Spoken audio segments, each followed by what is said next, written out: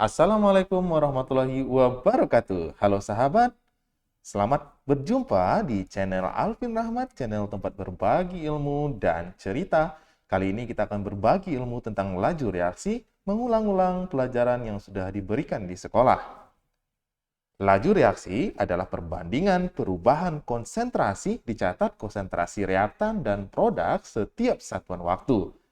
Jadi jika kita memiliki reaksi A tambah B menghasilkan C, kita bisa tuliskan laju A adalah perubahan konsentrasi A per satuan waktu, tandanya minus.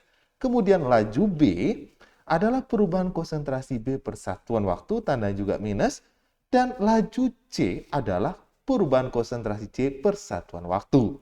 Maksudnya, untuk yang minus itu adalah pengurangan konsentrasi reaktan, sedangkan yang positif atau plus merupakan penambahan konsentrasi produk. Artinya, laju reaksi itu adalah perubahan pengurangan konsentrasi reaktan, perubahan penambahan konsentrasi dari produk. Pada reaksi ini, reaktannya A dan B, produknya adalah C. Kemudian jika kita memiliki reaksi A tambah B menghasilkan C dengan koefisien X, Y, dan Z, maka laju reaksinya berbanding lurus dengan perbandingan koefisiennya.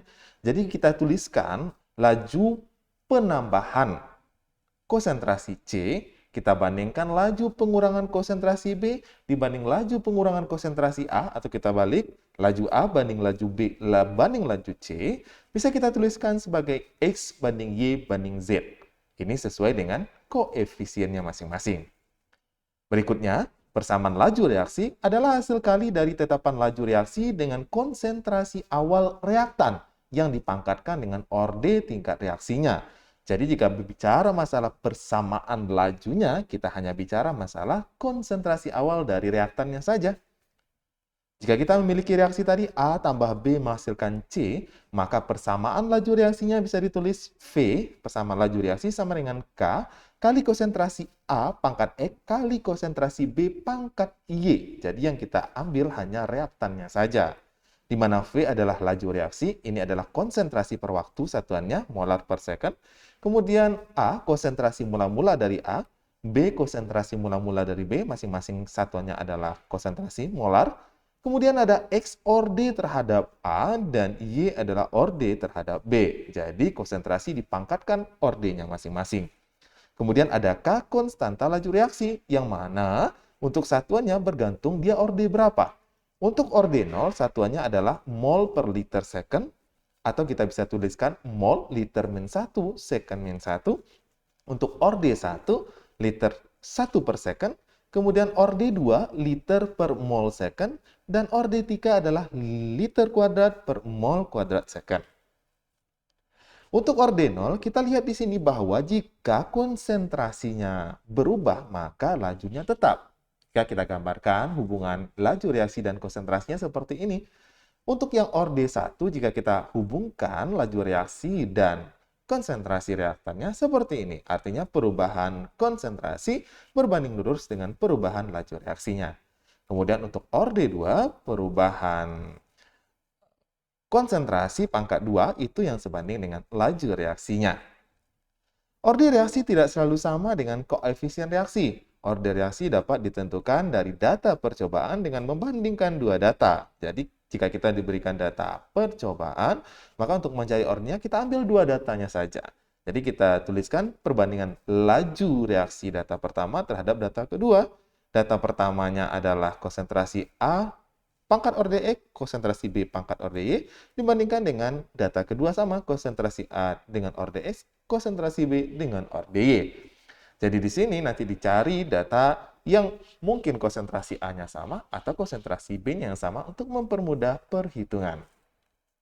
Berikutnya kita akan melihat faktor yang mempengaruhi laju reaksi. Yang pertama, konsentrasi. Konsentrasi yang makin besar artinya molekul terkandungnya makin besar, makin banyak, tumbukan akan makin sering terjadi sehingga lajunya semakin cepat. Kemudian yang kedua, suhu. Makin tinggi suhu, energi kinetik rata-rata molekulnya juga bertambah sehingga semakin sering terjadi tumbukan, laju reaksinya juga makin cepat. Yang ketiga adalah luas permukaan. Makin luas permukaannya, makin banyak molekul yang dapat bertumbukan. Jadi laju reaksinya semakin cepat. Kalau kita lihat luas permukaan ini, maka yang larutan luas permukaannya akan lebih besar dibandingkan yang serbuk, lebih besar dibandingkan yang padatan. Berikutnya adalah katalis. Katalis ini zat yang ikut mempercepat reaksi tapi tidak mengkontaminasi produk atau tidak merusak produk. Berikutnya yang penting adalah ada hubungan antara waktu dan laju reaksi. Kita bisa tulis T2 sama dengan T1 kali 1 per N dipangkatkan delta T per T.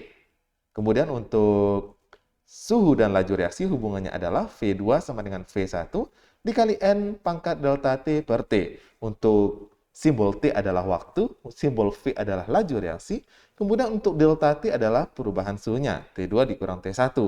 Ada lagi T, besar kenaikan suhunya, kemudian ada N kali kenaikan laju reaksinya. Jadi disesuaikan dengan soalnya nanti.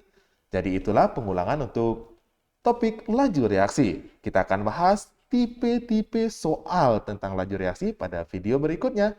Jangan lupa subscribe channel ini biar kita bisa terus berbagi. Terima kasih. Assalamualaikum warahmatullahi wabarakatuh.